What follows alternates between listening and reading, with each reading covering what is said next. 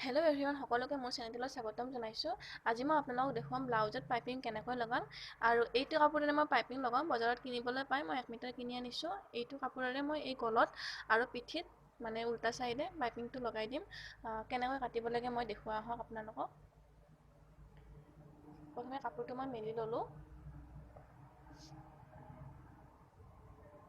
মই কাপোৰটো এনেকৈ লৈছোঁ। আৰু আমি সদায় পাইপিং কাটিলে কাপোৰ আমি চিধাকৈ কাটিব নালাগে, বা ইফালে বা এইটো চাইডে কাটিব নালাগে। আমি সদায় বেকাকৈ কাটিব লাগে, কাৰণ এনেকৈ দিলে আমাৰ কাপোৰটো বলি নাযায়, ইফালেও নবলে। কিন্তু যদি আমি বেকাকৈ দিওঁ তেতিয়াহ'লে এনেকৈ বলাৰ চান্স থাকে। আৰু আমাৰ যেতিয়া ৰাউণ্ড থাকিব, পিঠিখনৰ গোল চিনটো থাকিব, তেতিয়া আমাৰ বেকাকৈ লগালে এনেকৈ বলাবলৈ সুবিধা হয়। আৰু সেইকাৰণে সদায় পাইপিং কাপোৰত বেকাকৈ কাটিব লাগে। এতিয়া মই ইমানকণমান কাপোৰ মই কাটি দিম, কাৰণ এইখিনি কাপোৰ ইমান সৰু, গতিকে প্ৰয়োজন নহয়, কাৰণে মই এইখিনি কাটি দিম। এতিয়া আমাক পাইপিং লগাবলৈ হ'লে 1.5 ইঞ্চি কাপোৰ লাগিব, মানে 1.5 ইঞ্চি দীঘলকৈ মই গলটো জুখি ল'ম কিমান দীঘল লাগে, আৰু সেই হিচাপত মই এই ফিটাৰে 1.5 ইঞ্চি দীঘলকৈ কাটি ল'ম। এনেকৈ যিমান দীঘল লাগে এই ব্লাউজটো অনুযায়ী, মানে আগৰ পৰা মই পিঠিৰ ফালেও দিম আৰু আগলৈকে দিম। এনেকৈ গোটেইখিনি কিমান দীঘল হয় মই জুখি পেলাই সিমান দীঘলকৈ কাপোৰখিনি মই কাটি ল'ম। মই এনেকৈ কাটি লৈছোঁ, যিমান দীঘল হয় সিমান জুখি পেলাই। এটা পাৰ্ট যদি আমাৰ এইটো চাইডে থাকে, মানে কোণটো যদি তলফালে থাকে, তেতিয়াহ'লে এটা পাৰ্টৰ ওপৰৰ পিনে কোণটো থাকিব লাগিব। আৰু এনেকৈ দি সমানকৈ ল'ব লাগিব, এনেকৈ দুটা কোণ মিলাই পেলাই, আৰু এনেকৈ চিলাই যাব লাগিব। তেনেকৈ আমি জইন দিব লাগিব বেকাকৈ, আমি চিধাকৈ জইন দিব নালাগে।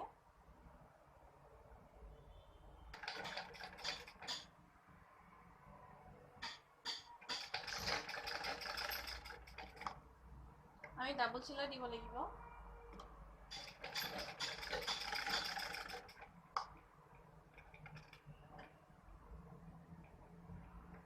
এতিয়া এইটো পাৰ্টো তেনেকৈ চিলাই ল'ম।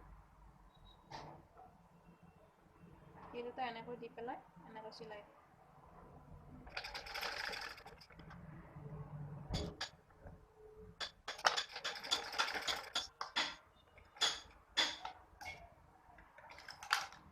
এতিয়া আমি এনেকৈ জইন লগোৱাৰ পিছত, এনেকৈ বেকা কৰাৰ পিছত এইফালে অলপ বেছিকৈ ওলাই থাকে, আৰু ওলাই থকাখিনি আমি সমানকৈ কাটি দিম, যাতে এটা ডিচিপ্লিন দেখি। এতিয়া আমি এটা চাইডে আমি সমানকৈ এনেকৈ কাটি ল'ব লাগিব, আৰু এটা ফালে আমি এনেকৈ এটা চিলাই মাৰি যাব লাগিব। এনেকৈ লৈ এনেকৈ এটা মুকুতা দি চিলাই যাব লাগিব।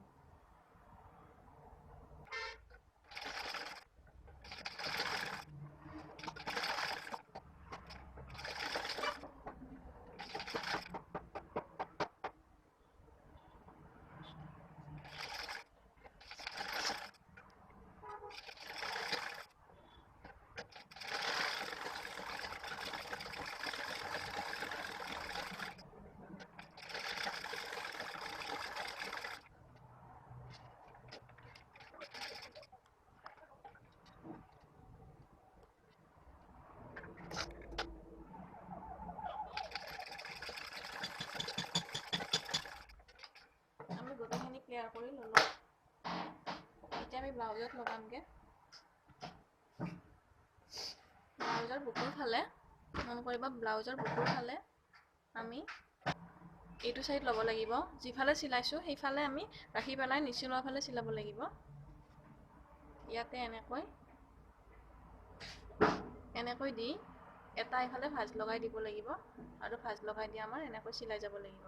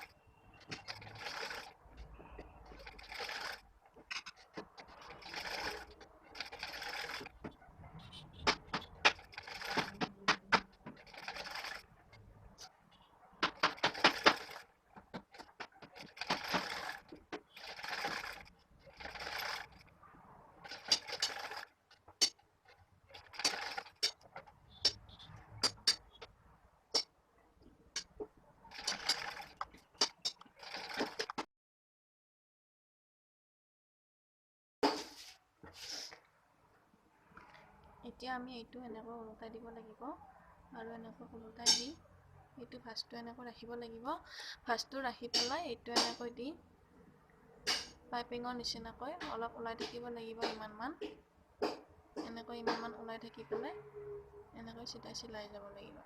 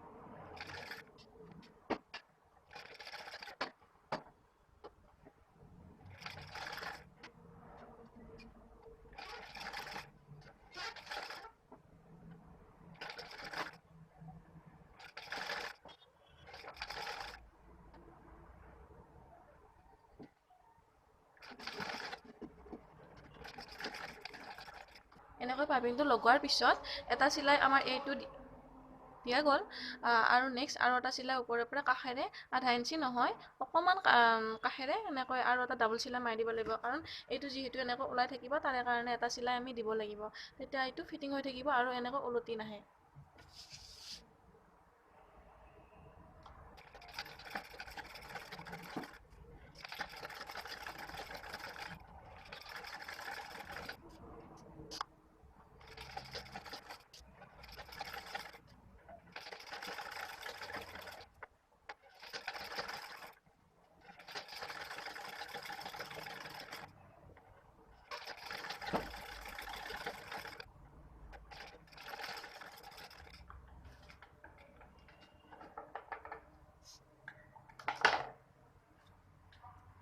এতিয়া মই আপোনালোকক দেখুৱাব বিচাৰিছোঁ ইয়াৰ চিলাইটো ভালকৈ চিনি পাইছে চাগে ইয়াতে এটা চিলাই দিছিলোঁ প্ৰথমে আৰু ছেকেণ্ড ইয়াতেও এটা দি দিছোঁ এইখিনি এতিয়া এনেকুৱাকৈ ওলটি নাহে বেছিকৈ